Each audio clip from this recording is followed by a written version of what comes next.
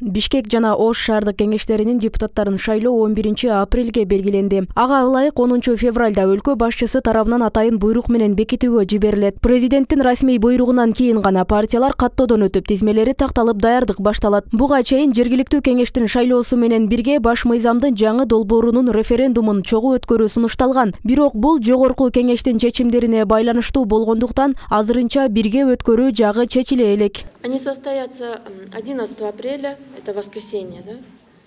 11 апрель жекшемби күнгө коюлду. Себеби мыйзам боюнча жергиликтүү кеңешке шайлоо апрель айынын 2 жекшембисинде өтүшү керек. Ал эми парламенттик шайлоо конституциялык реформадан кийин болот. Проведены после конституционной реформы. Өлкөдөгү алдыңкы 2 шаарда тең депутаттар 2016-жылы шайланып келген. Былтыркы жылдын 12 апрелинде мөөнөтү бүтмөк. Шайлоого аттанып, тизмелер түзүлүп, партиялар үгүт иштерине кыйла каражат сарптап коюшкан болчу. Шайлоо өнөктүгү токтотулгандан кийин партияларда өзгөрүүлөр болгон. Андыктан кайрадан тизме куралат. Ошол эле мисалы 2 айдын убагында өтө турган болсо ошол тизме калмак. Анткени бул бүт баары баягы партиянын съезди өтүп, мыйзам чегинде бүт процедуранын баары сакталып, кандидаттардын баары кирген болчу. Бирок 1 жыл аралыгында абдан чоң өзгөрүү болду. Көп кандидаттар, мисалы, ошол катталган кандидаттар өздөрү отказ кылды ар кандай себептер менен. Жогорку кеңештен айырмаланып, шаардык кеңештин депутаттарына жеңилдиктер берилген эмес. Айлык акы да төлөнбөйт. Андыктан курамда ишкерлер жана бизнесмендер басымдуулук кылып келген. Мындан улам коомчулукта шаардык кеңештердин курамында жаңыланууну күткөндөр көп. Көпчүлүк учурдагы ишкер депутаттарды кайра аттанышпаса дешет. Сапаты жана курам боюнча өзгөрүү болуш керек. Ошон үчүн да катышып атабыз биз. Болбосо биз катышпай эле башкаларды шайлайт болчук. Тилекке каршы жергиликтүү кеңештин депутаттары өзүнүн милдеттерин так билбейт.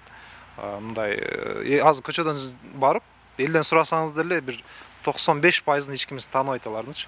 Эмне иш кылып атат, кандай кылып атат, эл менен эч кандай байланыш жок. Ошондуктан чындап иштей турган бир адамдар келиш керек деп ойлойбуз. Активдүү, өзүнүн пикирине ээ, бир маселени чечиле турган, долбоорлорду жазып келип тарта турган, өзүнүн оюн эркин айтып, жана эл менен тыгыз иштеше турган күнүгө.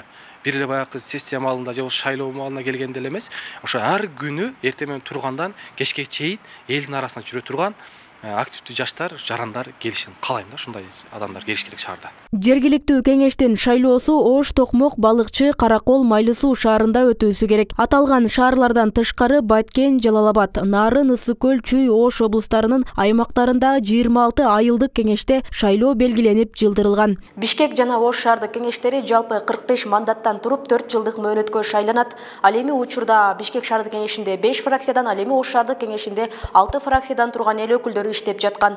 Роза Акматжан кызы, Мирзат Нууманов, 7 канал, Ош.